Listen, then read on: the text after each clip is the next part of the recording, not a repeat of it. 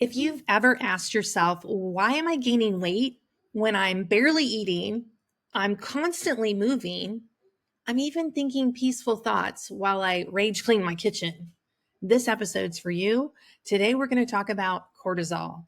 Hey there, my name is Cam Allen. Welcome back to the Menopause Method. We're going to talk about why does cortisol spike in menopause and why does it affect our weight and our energy so much? And most importantly, you're going to learn how to lower it without quitting life. So, what exactly is cortisol? It's actually your get up and go hormone. It is produced by your adrenal glands, which are in your lower back by your kidneys, and it's part of your stress response. Cortisol is meant to wake you up. In fact, it works on daylight. So, in the morning, when the sun comes up, your cortisol level rises to its highest level. And then as the day goes on, it should drop and get to its lowest level. Many times I see women doing things in the evening or in the later afternoon hours that spikes their cortisol. The problem with that is cortisol and melatonin work on opposite cycles, kind of like a seesaw. When cortisol is high, melatonin, your sleep hormone, is low. And if your melatonin is high, your cortisol is low. If your cortisol is high, your melatonin's low. They don't come out to play at the same time. It's like an either or situation. So cortisol is meant to wake you up. It's also meant to reduce inflammation, which is so crazy because the right amount of cortisol is actually anti-inflammatory. That's amazing. But too much cortisol, then we have weight gain and puffiness and bloating and all this other crazy stuff. So finding the right amount of cortisol for you is important so you can get rid of that belly fat and have the energy you deserve. And that's the third thing. Cortisol is meant to give you energy. I know this about myself. I get most of my best work done in the morning, and then the afternoon is like slower paced, and that is not a good time for me to start a project. If I'm starting a project, the best time for me to start that is in the morning. When cortisol stays elevated for too long because of life and midlife and modern stress and social media, it causes problems because you see the right amount of cortisol is your best friend. But if it's too high for too long, you're going to start to see belly fat, cravings, wild mood swings, and just basically burnout. So exactly why does cortisol go off the rails in midlife? Well, that has to do with estrogen. Estrogen used to buffer the cortisol.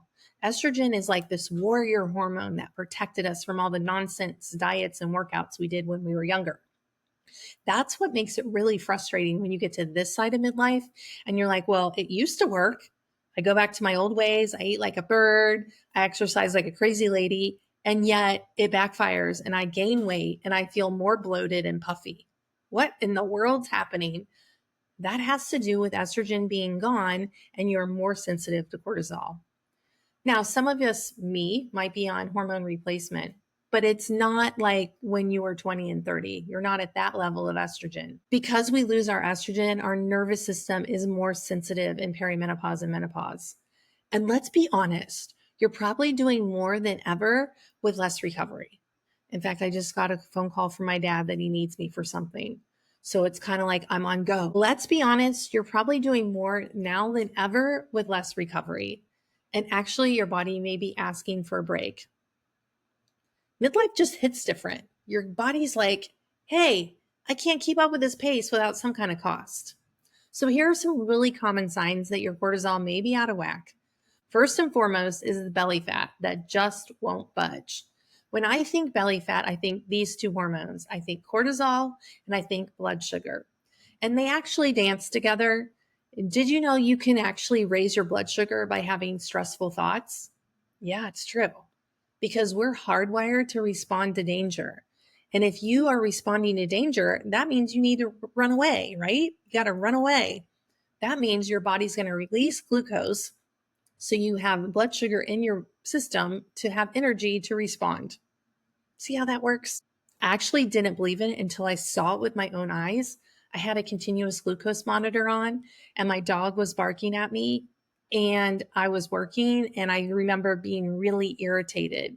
And lo and behold, I spiked my glucose because I was having stressful thoughts about my dog barking at me. The second common symptom is being tired and wired at night. That feeling like you're just so exhausted, but you just can't fall asleep. Or this happens You fall asleep just fine, but then you're waking up at 2 or 3 in the morning. And then your brain starts, and then you're not sleeping. Those are both signs of cortisol being too high for too long.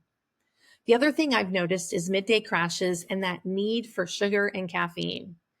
Honestly, I knew I was in trouble in my late 40s when I was drinking coffee all day and my body had stopped responding to it. I always joke about it, but you can't live on caffeine and cortisol. It just doesn't work. The other thing that happens when cortisol is out of whack are those anxious thoughts or feeling overstimulated. I feel it, I'll describe it as like busyness in my brain and like the front of my brain. When I know I feel that way, that is a sign for me to stop what I'm doing, take some deep breaths to kick into the calm side of your nervous system, which is called parasympathetic, and just chill out. For me, if I can, I go sit on my deck in the sun. We have water that's moving, being in Mother Nature, being in daylight, breathing, putting my phone down. Those are some of the ways I handle that anxious feeling and that overstimulated feeling. Another sign that your cortisol is like not your friend is cravings for carbs after dinner. Oh, I just need something sweet. I can look back on my life and see stages of that. And when it creeps up now, I know that my body is saying, you're doing too much. You're running on cortisol. Back off, lady. The other thing that I've noticed happens is inflammation or puffiness in the face, joint pain, or like crazy appetites. All of these are signs that cortisol is not in balance for your body. You might find that your body's trying to protect you, not punish you by holding on to weight or craving that comfort. That's how we respond. So, this is not about less stress because you can't bubble bath your way out of burnout if your food, your sleep, and your movement are sending these stress signals to your body. I mentioned this one earlier, but blood sugar roller coasters are definitely a stress signal to your body. Over exercising, under recovering, that was my story through my 40s. Skipping meals or practicing intermittent fasting or fasted workouts are other things that cause too much cortisol in the midlife body. See, your body likes consistency. It likes to go to bed at the same time and wake up at the same time. It likes to know when food's coming and know when food's not coming. And when we are skipping meals or practicing fasted workouts, we're tipping our scale too far on the stress bucket. Let's talk about how to lower cortisol naturally without quitting coffee or your life. Let's start with food. Think about nourishing your body to stabilize your body. First of all, figure out what you're eating, what protein you're eating, and put it on your plate first. And then eating in regular intervals every 4 to 5 hours would help. And forget the restriction. Make sure you're eating enough. Because honestly, I feel like 90% of the women I work with come to me under eating. They're stuck in the diet culture mode, thinking they have to eat less and exercise more.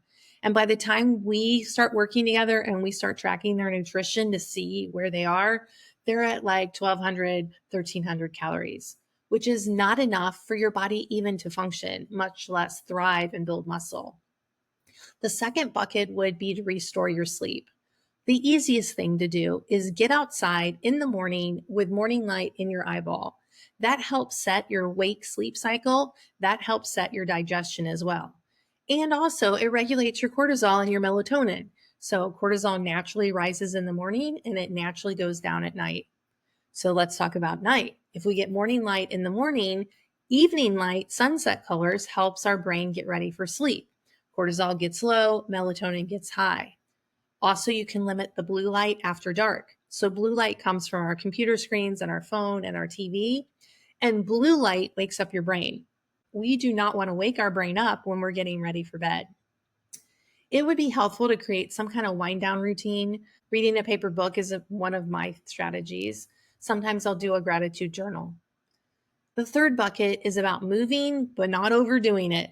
Prioritizing walking over crazy marathons. Prioritize strength over spin class.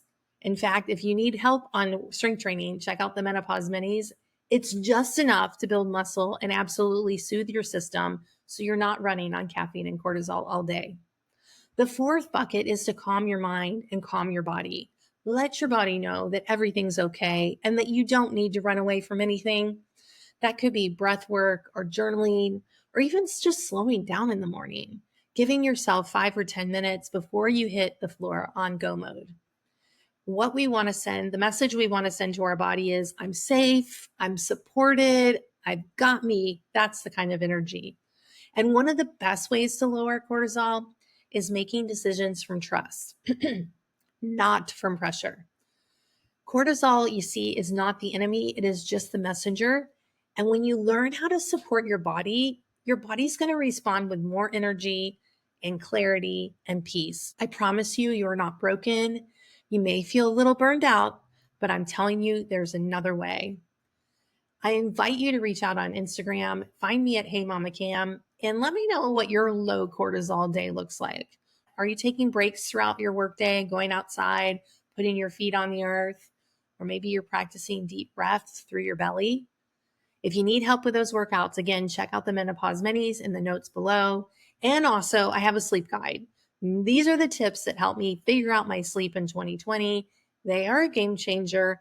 And when you're sleeping through the night, life gets easier. And we know that your cortisol is more in sync with your body. Thanks for joining me today. Be sure to hit like, follow, and subscribe so you'll never miss another episode. Thanks for being here.